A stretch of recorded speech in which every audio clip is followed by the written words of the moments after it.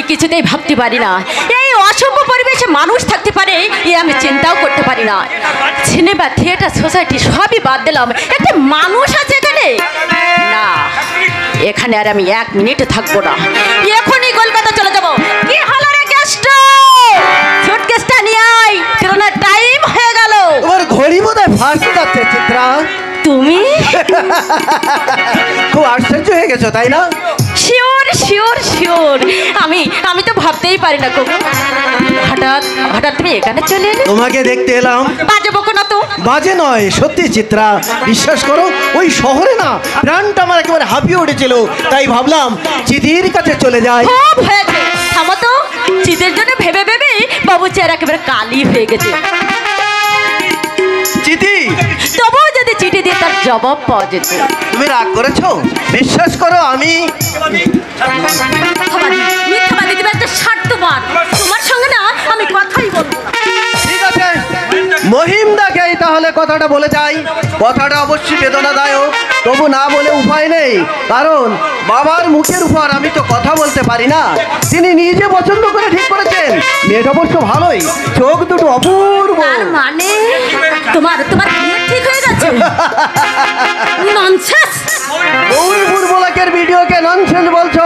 জানো এখনই আমি তোমাকে অ্যারেস্ট করাতে। তার আগে ভিডিওকে আমি অ্যারেস্ট করলাম। নমস্কার ভিডিও বাবু। আমি শালা প্রথমটা ঠিক বুঝে উঠতে পারিনি আর কি। আরে বাংলায় বলো দিদিমণি, বাংলায় বলো, তোমাদের ওই সমস্ত ইংরেজির হ্যাটপ্যাট আমি শালা একদম বুঝি না, কারণ পাঠশালা থেকে বেরিয়ে এসে ওই বড় স্কুলে ঢোকা হয়নি, কাজেই ওই ইংরেজি বললে আমার শালা চিত্তির একেবারে অন্ধকার। বাবা বাবা বাবা, প্রেসিডেন্ট বাবু বাড়িখানা বেশ করেছে। আরে একরাশ ভুঁই চাপাও ফুটেছে, মায়ের কি সুন্দর ফুলগুলো দেখতে। ইচ্ছে করলে 2-1টা ফুল আপনি নিতে পারেন। পারি? পারো না চিত্রা, তুমি জানো না ওই অসভ্য লোকটাকে তুমি। ওই ফুলে হাত দিলে ফুলগুলো এই অসভ্য লোকটার মতো সব অসভ্য হয়ে যাবে, তাই না? বেরিয়ে যাও বলছি। আমি তো কাজ বন্ধ করে ভিডিও বাবুর সঙ্গে দেখা করতে এলাম, আর উনি বলছেন বেরিয়ে যাও বেরিয়ে যাও। বেশ তো, বলুন না কি বলবেন। ও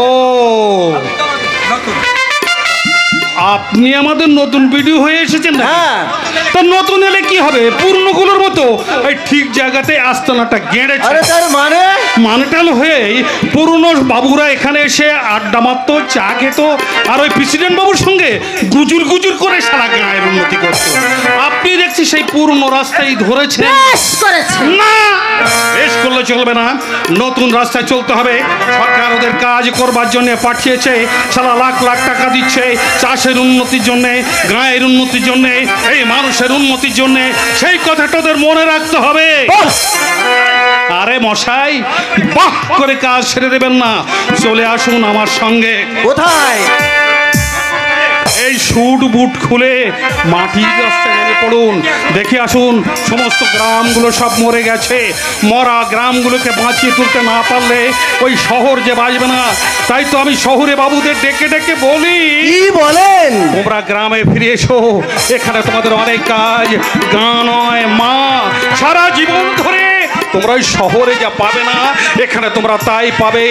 গায়ে ছায়া আছে, মায়া আছে, মুক্ত হাওয়া আছে, আছে সহজ সরল মানুষের প্রাণ খোলা হাসি। সবার উপরে আছে মা, মাটি আর মানুষ। নমস্কার ভিডিও। নমস্কার, আবার দেখা হবে। আশ্চর্য মানুষ, ওই অসভ্য চাষা জানোয়ারটাকে তুমি মানুষ বলছো? তোমার কি এক বিন্দু সম্মান বোধ নেই? কি না দেখলাম তাই বলো? তুমি একজন গেজেটেড অফিসার, সামান্য একটা মূর্খ গায়া তোমার সামনে দাঁড়িয়ে যে কথাগুলো বলে গেল, সে কথাগুলো খুব সম্মানের কথা। কি দেখলে? কি না দেখলাম তাই বলো? কথাগুলো কিন্তু সত্যি। ভিডিও বলো আর ডিস্ট্রিক্ট ম্যাজিস্ট্রেট বলো, আসলে তারা এই জনগণের সেবক। আমার বাবা অনেক টাকা খরচ করে লেখাপড়া শিখিয়েছেন বলে সরকার আমার চাকরি দেয়নি, চাকরি দিয়েছে এই জনগণের সেবা করার জন্য, দেশের কাজ করার জন্য। আমরা ভারপ্রাপ্ত অফিসার, এই জনগণের শুভাশুভর দায়িত্ব আমাদের মাথায়। আমরা যদি মানুষের কল্যাণ চিন্তা না করে মাইনের টাকাগুলো গুনে নিয়ে নিশ্চিন্ত হয়ে বসে থাকি, দেশের মানুষ আমাদের কিছুতেই ক্ষমা করবে না। তবুও তুমি এই রাজকান্ডার বিরুদ্ধে প্রতিবাদ করবে না? কাজ করলে নিশ্চয়ই কেউ গালাগাল দেবে না। এই মাত্র যা তা বলে গেল। আগের ভিডিও নিশ্চয়ই যা তা কাজ করে গেছে।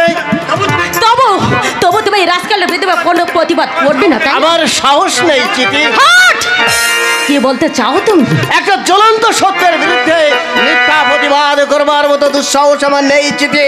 তোমাদের এই গ্রামে ঢুকে প্রথম ওই কাজ পাগলা লোকটাকে দেখেছি, নিজে মাথায় করে মাটি ভর্তি ঝুড়ি নিয়ে আগে আগে চলেছে। মাটির গন্ধে মানুষটা যেন মাতাল, সর্বাঙ্গ ঘামে ভিজে গেছে, তবু তার মুখে লেগে আছে অপূর্ব এক হাসি। Good morning sir. Good morning. আমি শিবনাথ ব্যানার্জির ভাই ইন্দ্রনাথ। শিবনাথ? ওহো, বুঝেছি, আপনার দাদার নাম তাহলে শিবনাথ। হাড়ি মুচি বাগদা শহর শিব ঠাকুর বলে বলে, গৌরীপুরের শিব ঠাকুর, তাই না? তুমি কিছু মনে করো না চিত্রা, সমস্ত ঘটনা আমি শুনেছি। বিশ্বাস করো, দাদাকে নিয়ে যে কি যন্ত্রণা স্যার। আমার দাদার দুর্ব্যবহারের জন্য আমি ক্ষমা চাইতে এসেছি, আপনি ক্ষমা করুন স্যার। আরে ছি ছি, ক্ষমা চাওয়ার কি আছে? তিনি আমার সঙ্গে এমন কিছু ব্যবহার করেননি যার জন্য ক্ষমা চাইতে হবে। বিশ্বাস করুন, আমি কিছু মনে করিনি। তুমি কিছু মনে না করলেও আমি করেছি। তোমার সঙ্গে তাহলে নিশ্চয়ই ভালো রকম কিছু হয়েছে। কিছু হয়েছে মানে? আজ সকালেই ছোট লোকটা আমাকে অপমান করেছে। আমি প্রেসিডেন্ট মহিম গাঙ্গুলির বোন, কলকাতা ইউনিভার্সিটির এমএ। সেই অশিক্ষিত লোপাটার এই উচিত শিক্ষা যদি আমি না দিতে পারি, তাহলে তাহলে সারা জীবনের শিক্ষায় আমার মিথ্যা। ছি, ছি, ছি, ছি, ছি। অসভ্য লোকটার জন্য মান সম্মান সব গেল। চলি স্যার, কিছু মনে করবেন না। নমস্কার। শুনুন ইন্দ্রনাথ বাবু, কিছু মনে করবেন না। আপনি কি করেন? এতদিন কিছুই করিনি। করিনি মানে দাদা চাকরি করতে দেননি। 2 বছর হলো এমকম পাস করে বাড়িতে বেকার বসে আছি। চান্স অবশ্যই অনেক পেয়েছিলাম, কিন্তু দাদা চাকরির ঘোর বিরোধী। ওনার ইচ্ছা আমি গ্রামের স্কুলে মাস্টারি করি আর নিজের হাতে চাষ করি। আরে বলেন কি? হ্যাঁ স্যার, এক বর্ণ মিথ্যা বলিনি। আপনি বলুন, লেখাপড়া শিখে কেউ কি চাষ করতে পারে? ছোটবেলা থেকে শহরের হোস্টেলে থেকে লেখাপড়া শিখেছি। পাড়া গা আমার একেবারেই ভালো লাগে না। আর তাছাড়া মায়ের কথা মতো দাদা নিজে বিয়ে না করে 1 বছর আগে আমাকে বিয়ে দিয়েছেন। এই শিবুবাবু বিয়ে করেননি? না, করবেও না। কাজেই তার পক্ষে যা সম্ভব আমার পক্ষে তা সম্ভব নয়। গায়ের মাটি কামড়ে পড়ে থাকলে লাইফটা একেবারে স্পয়েলড হয়ে যাবে। তাই আমি কালকেই কলকাতায় যাচ্ছি চাকরিতে। কোথায়? কলকাতায় একটি ব্যাংকে। মহিমদার ভাই অসীম আমার বন্ধু, চাকরিটা সেই ম্যানেজ করে দিয়েছে। মহিমদা, তুমি করো না। মহিমদা, চাকরির আশা তুমি ছেড়ে দাও। অসীমকে আমি মানা করে দেবো বাণিজ্য গোষ্ঠীর সঙ্গে কারোর জন্য সম্পর্ক না থাকে। কিন্তু আরে ওই কিন্তু বাদ দাও। তোমার দাদা আমার বাড়িতে এসে আমার বোনকে অপমান করে গেছে। কুমুদ আজ বিড়ো হয়ে এসেছে, কিন্তু কুমুদ অনেক আগ থেকে আমাদের পরিচিত। রাস্কেলটা ওই কুমুদকে চাতা বলে গাল দিয়ে গেছে।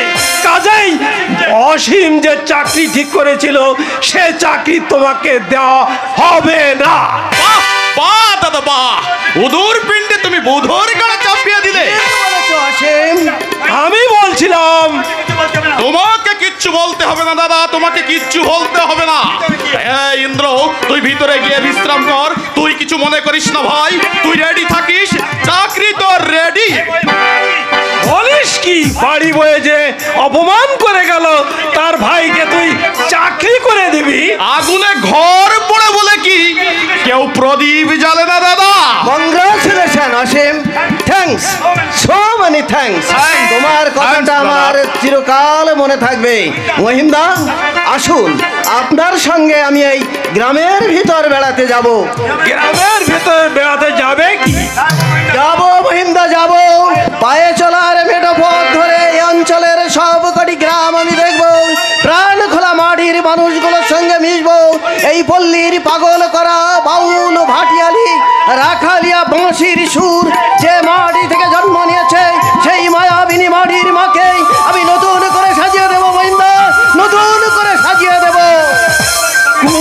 দেখছি একদিনে কবি হয়ে গেল। না হয় হোক, তুমি কিন্তু সামনে অবশ্যই কলকাতায় যাবে, যেমন করে হোক লাইসেন্সটা আমাদের বের করতেই হবে। আর হ্যাঁ, কাল সকাল 8টার গাড়িতে আমি ইন্দ্রকে নিয়ে কলকাতায় যাব। কিন্তু ভালো করে ভেবে দেখ অসীম, শিবুর যা ব্যবহার তাতে। আরে তুমি চুপ করো তো দাদা, তুমি চুপ করো। আমি ভাবছি অন্য কথা। এই ইন্দ্র, তুই যদি বাড়ি ছেড়ে চলে যাস তাহলে সাবিত্রীর অবস্থাটা কি দাঁড়াবে একবার চিন্তা করেছিস? কথাটা ভাববার মতো। ইন্দ্র থাকতে যে আরে খিস্তি খেউর করে শুনেছি। আরে শুনেছিস? দাদা কি এখন ড্রিঙ্ক করছে? আমি শুনেছিস মানে আমি নিজের চোখে দেখেছি। ওই মাতন বাগদির বাড়িতে ওই আজ বড় মাত খেয়ে আই বড় ওর সঙ্গে যাক যাক সে কথা। ইন্দ্র যা ভালো বুঝবে তাই সে করবে। আচ্ছা, সাবিত্রীকে যদি আমি কলকাতা নিয়ে যাই? আরে সেটাই তো উচিত। মেয়েটার উপর একটা কর্তব্য আছে। আর তোর শ্বশুর লোকটাও ওই শিবুদার অন্ধভক্ত। ওই জগদীশ মাস্টারের কথা বলছিস, সে আবার একটা মানুষ। আচ্ছা, সাবিত্রীকে কোথায় রাখবো বলতে পারিস অসীম? আরে কেন, ছোটখাটো একটা বাড়ি দেখে দিবি। তুমি বাড়ি থাকবে না, বয়সটা বউ। ওই মাতালটাকে বিশ্বাস নেই, ধরো না কেন একটা কেলেঙ্কারি।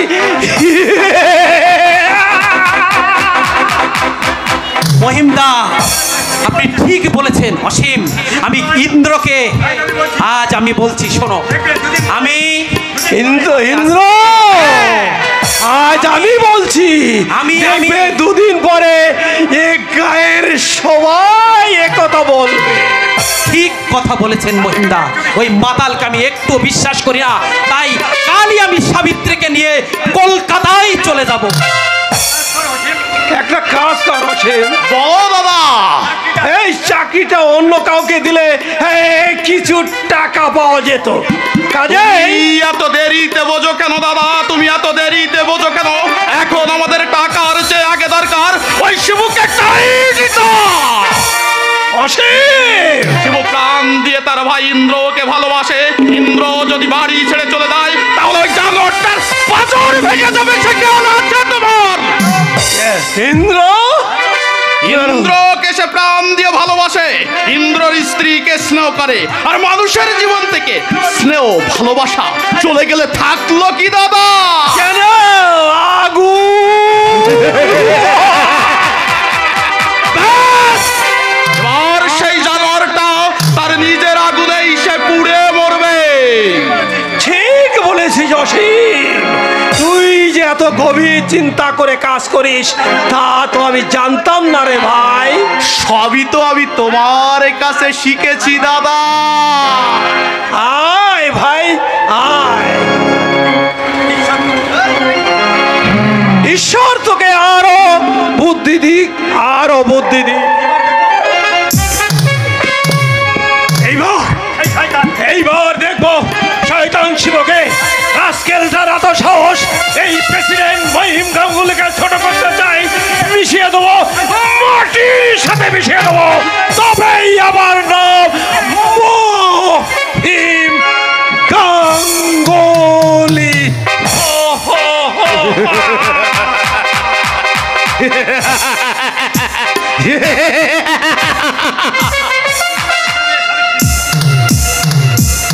জগদীশ মাস্টারের মেয়ে সাবিত্রী। সাবিত্রীর তখনও বিয়ে হয়নি। একদিন আমি কলকাতা থেকে বাড়ি আসছি, দেখি যৌবন বন্যায় উচ্ছ্বলিত সাবিত্রী পদ্ম দিঘির ঘাটে গা ধুচ্ছে। মাছটা ছিল ফাগুন। আগুন জ্বলে উঠল আমার দু চোখে। চুপি চুপি ঘাটে নেমে গিয়ে এক আজলা জল দিয়ে আমি তার গায়ে ছিটিয়ে দিয়েছিলাম। কিন্তু পরদিন ওই জগদীশ মাস্টার আমার গালে চড় মেরে আমাকে শাসন করেছিল। কিন্তু আগামীকাল থেকে আমাদের কলকাতার বাসায় কে আমাকে শাসন করবে? আর কোথায় থাকবে সুন্দরী সাবিত্রীর লজ্জা?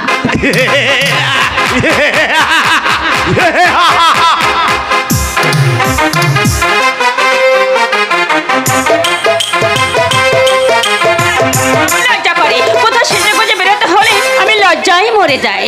ছি ছি ছি। আরে কি কাণ্ড! বিয়ে বাড়ি লোকে গিজগিজ করছে, তার মধ্যে আমি সেজে গুজে একা? না না না, একা আমি যেতে পারবো না বাবু। আর কত দেরি করবি? কখন ডেকে গেছে? খেয়াল আছে?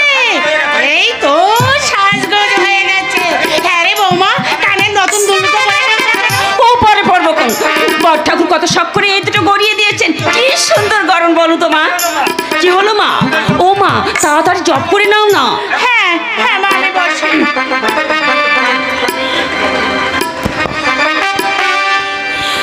চরণ ধুলি ছাড়া চাই না কিছু আমি,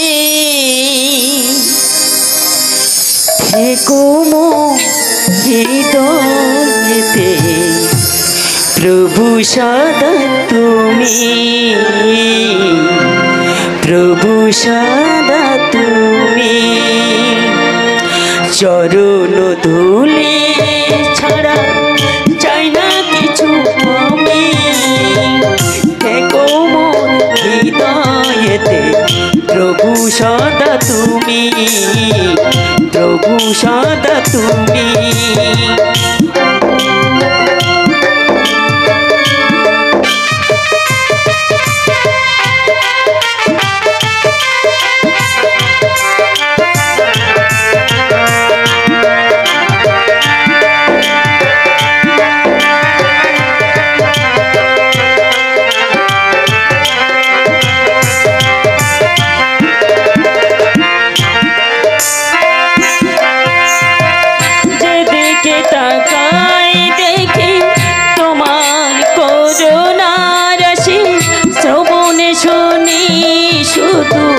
তোমার মোহন বশিষা ঘন শ্যাম, ঘন শ্যাম, ঘন শ্যাম। করুণা সাগর তুমি অন্তর জামি, থেকো মোর হৃদয়েতে প্রভু সদা তুমি, প্রভু সদা তুমি। চরণ ধুলি ছাড়া চাই না কিছু আমি, থেকো মোর হৃদয়েতে প্রভু সদা তুমি, প্রভু সদা তুমি।